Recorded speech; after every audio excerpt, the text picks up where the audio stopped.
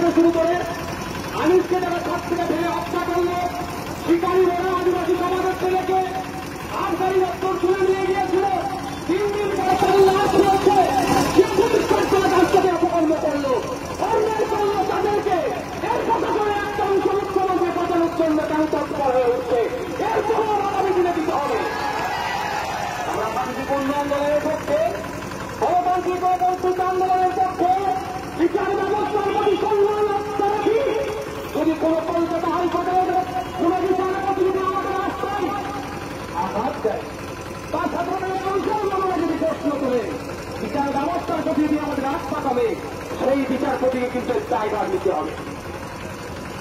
আমরা রাস্তা দিতেছিলাম রাজ্যে, কিন্তু দুর্ভাগ্যের বিষয় আমরা একের পর এক ঘটনা ঘটে যাচ্ছে, এইগুলোকে ধামাচাপা দেওয়ার জন্য প্রশাসন এবং সরকার তৎপরতা দেখাচ্ছে। আমরা ভুলে যাচ্ছি না